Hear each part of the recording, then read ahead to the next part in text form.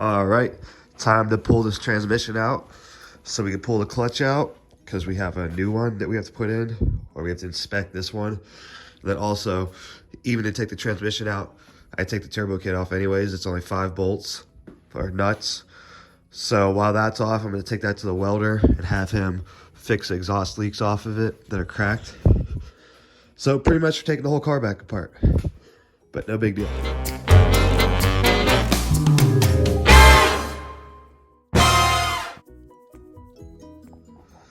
Alrighty, so you can see how much horsepower we're losing here. Look how bad those cylinders are leaking. If you look at the gasket, same thing. Look at the crack here, and this is on the exhaust. This really doesn't matter, but look at that crack. Look at the crack there on the wastegate. That's also the exhaust. It doesn't matter. But I think there's a crack actually on the manifold somewhere. Let me look if I can. 1 second.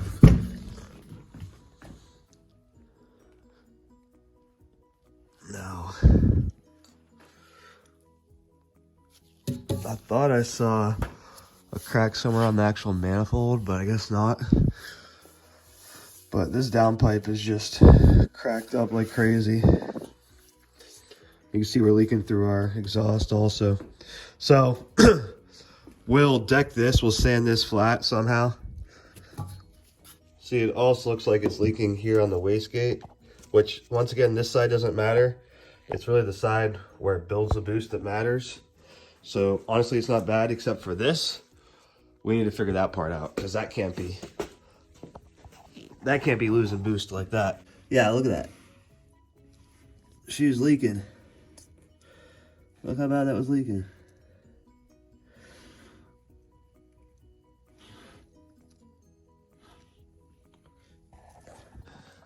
Our mount's still in one piece, which is good.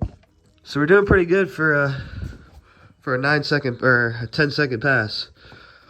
Let's take this wastegate off and see if we can fix these leaks. So let's see what we can do about this. There's a crack right there on the inside.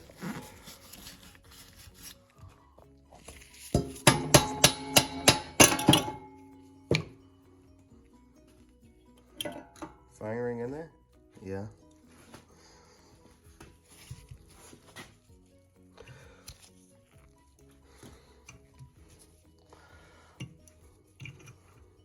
Really leaking though. Does it not fit? It fits. It fits. I don't know why it was leaking so bad. Pretty good connection on the back. You also could see it's got a little leak right there. But there's no gasket. Oh yeah, there's a gasket there. Huh. So this thing just needs really decked. I mean, honestly, we're going to upgrade turbos anyways one day. So we don't need to put any more money into this setup. We just need to get it, you know, patched up here and there. And go from there. There she is, all 57 millimeters of her. This thing is a 0.83 AR exhaust housing. This is a 57 millimeter turbo. It's a BorgWarner S257 SXE. Pretty good turbo. It's got a billet wheel, but it's only a journal bearing. It's doing pretty good for us. But you can see we had a little leak right there. It's a T4. I'm running a T3 adapter plate on it, and I'm only using one wastegate, but it's been perfectly fine. A lot of people say they have boost creep on these side winders, and then I only have one wastegate, but it's been fine for me, so I don't mind the boost creep. But we're gonna take this down in the basement and sand it down flat like we did with that head that one time, and see if we do this also.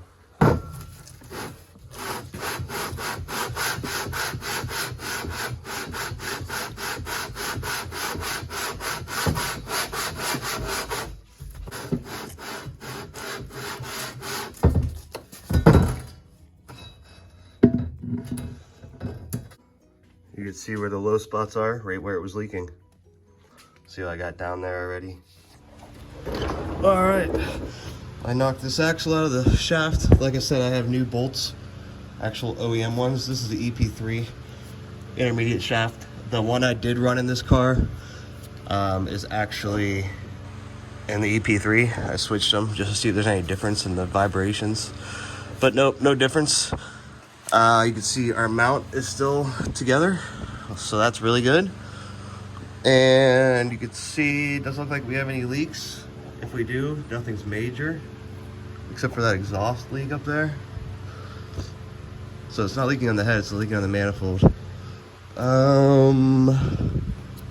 Everything is looking good. Alrighty, so it's pretty much just hanging there. There's even a gap in it already. Everything's just connected. It should fall right out here. Literally fall right out. Yep, it's literally gonna fall right out. All right, I gotta help it though.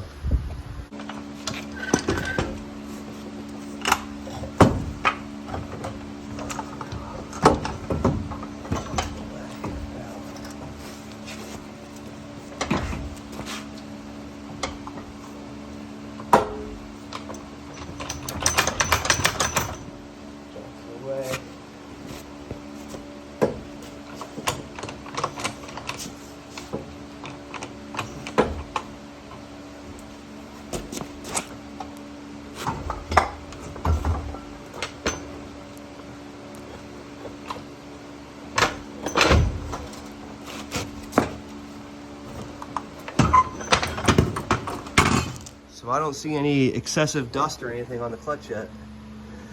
Still looks like I put it in. I mean, it's dirty, but you'll have that. So let's pull it out and see what the actual disc looks like. Because it doesn't look visually too bad.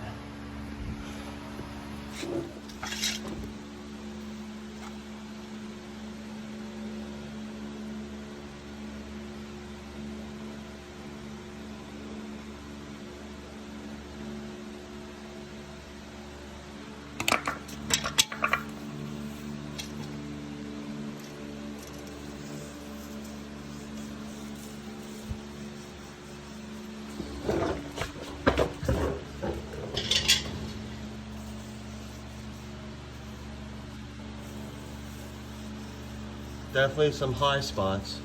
Look what we got here. It's not a gun. It's not for guns. So this is a diamond plate which goes on the crank, in between the crank and the flywheel. When you have Honda, like any 4 cylinders, they rattle a lot, the harmonics. So especially when you change the oil pump that does have balance shafts, sometimes these bolts back out. Well, if these back out, this plate, flywheel, will rattle against the actual crank back there and ruin the crank. So this guy goes in between those, and then you put it in with actual ARP bolts. These are by 4-piston and ARP, and it creates a better torque. And then also, if it does come out, this would prevent anything from happening to the actual crank, or at least help you. But then we also have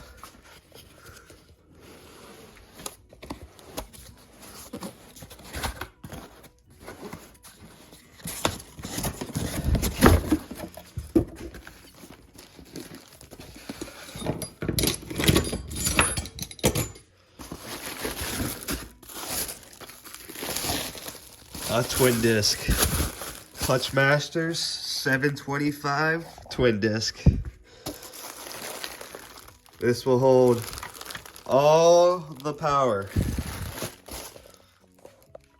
So that disc goes here in between.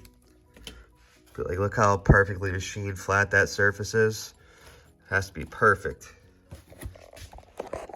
Came with an alignment tool also. So there's 2 clutch discs in here instead of like this one. There's only one. So there's more than one hardness, more than one place for it to grip. It also came with a throwout bearing, a new one. That's what pushes the clutch in to release the disc. You got the pressure plate. You have the first disc. goes in there. This is your, that's your friction. This is where it bonds to. So this goes into here. Then you have your other disc. Goes like that. And then that grips against this side. So as you can see, my crank looks good. Nothing bad. Rear main seal looks a little wet, but I've seen worse in my life. This is the first time that I figured out, I don't think this is true, but that I remember that you could leave the starter in when you do the transmission.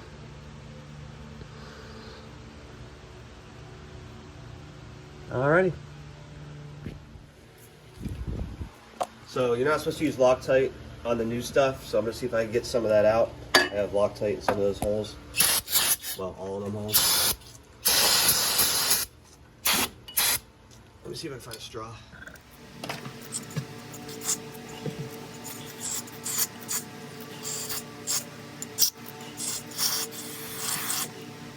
Alright, so clean all threads, tighten bolts by hand. Not recommended for Loctite. Install them dry to 130 foot-pounds. Do not use an impact. Okay, we'll listen to those instructions because the way I've always done is definitely use an impact for the flywheel bolts. And then we'll have to figure out what our torque specs are for this. They should be somewhere, so no big deal there. So 130 foot-pounds on these ARP studs. This guy goes behind it.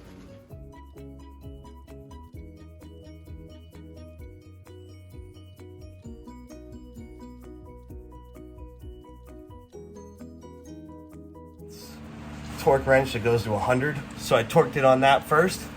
And now we're gonna push the rest with the 1/2 inch. Nope, not enough room. There it is.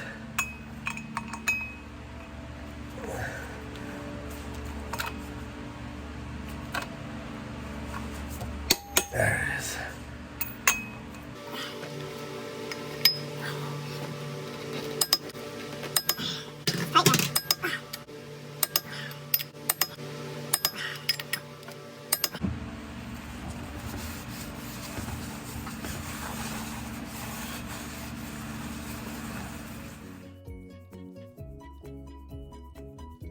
All right, so these pressure plate bolts, they get torqued to 20 foot-pounds. I got my small torque wrench out with my Allen on it.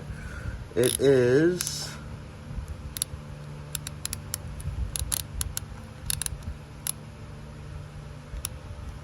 6mm Allen. So let's torque these down.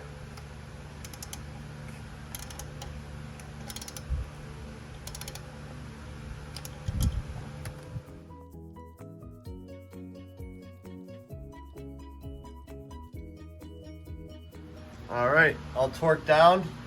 I did these outside ones to 20, like 22 foot-pounds. I did the inside ones to 130. No Loctite on the inside ARPs, but I did use a little bit of Loctite. Like I'm talking a little bit on the tip for the 22s, just to be safe, because that's so light. But everything feels good. The tool will go in real easy, which means the transmission should go in easy.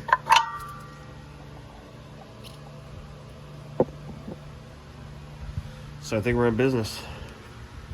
Now we just have to wait till we come back from Florida and put the turbo kit back in, because that's at the welder right now. And I'll put the transmission in probably right now. All we have to do is bolt up 5 bolts for the turbo, oil drain, oil feed, and the boost pipe. And I also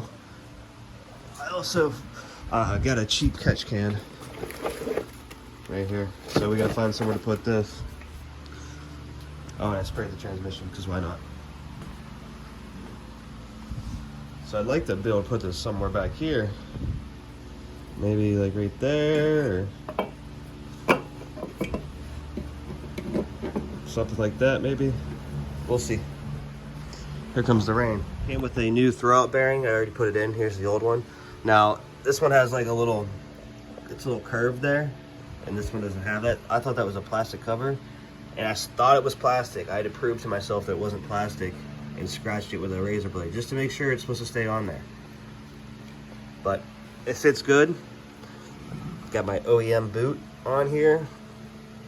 Oh, I also have OEM half shaft bolts in the house. I might have showed you guys a clip of that in a previous video or something. But this thing looks pretty good for me just spray painting it real quick again.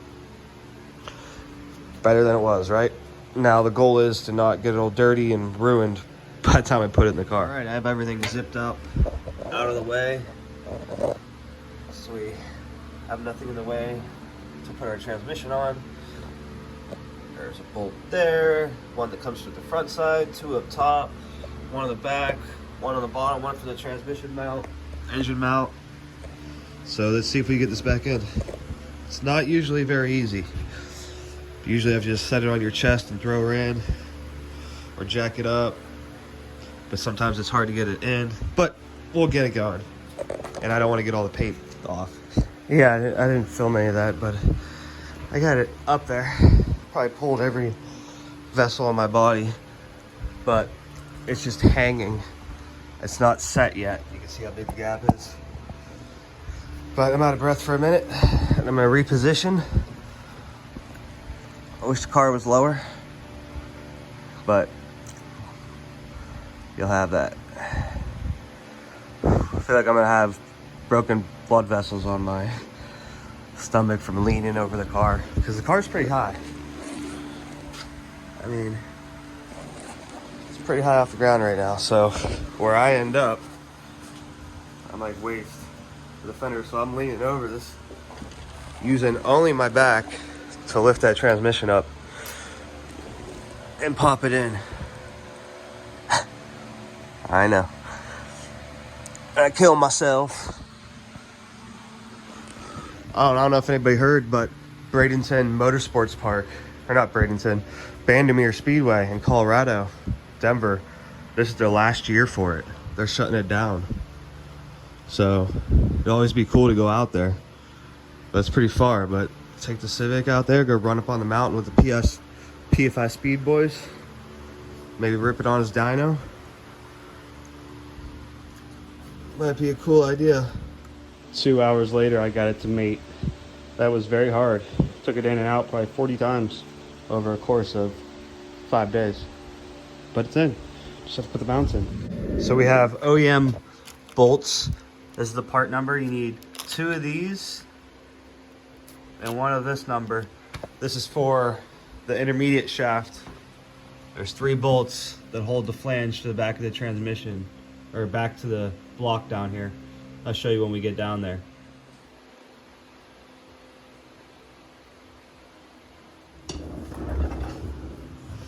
Alright, so we need 1 there, 1 there, and 1 up top. So they're 2 the same, 1's different. So we are on our way to pick up our turbo kit. He repaired some cracks for us, and then I'm gonna have to stop and get some 36 grit sandpaper, maybe from hopefully from Lowe's. The sticky stuff, so I can stick it on my countertop, kind of like I did previously in the video.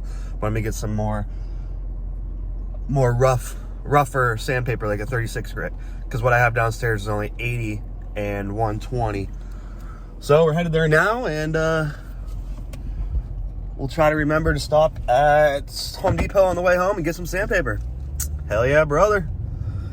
It's been a crappy, rainy weekend since I got back from Florida. Hopefully, Wednesday, the track will be open.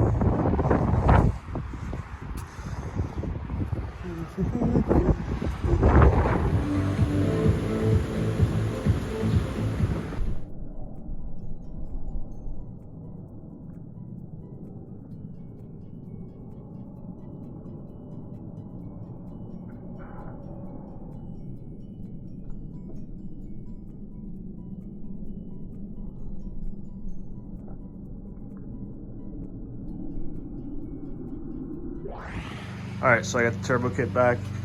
He put some welds there, welds there, a weld there, and that's about it. So I'm gonna take it apart again, and we're gonna sand down more of this.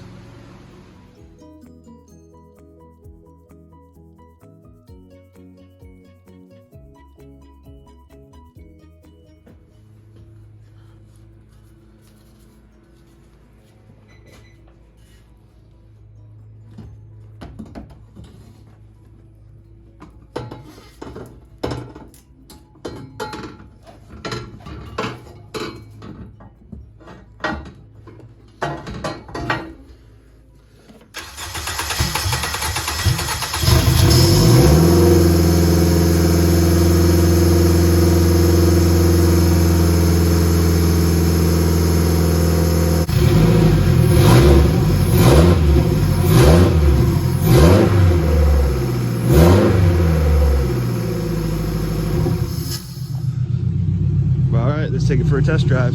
That clutch is super hard, but it's easy to drive, but it's just super hard. Got it all back together. So this thing switches gears so much better. It doesn't have that hard jolt anymore because we have 2 discs. So the first one takes the bulk of it. But starting it, it's pretty hard so far. I gotta learn how to come from a stop.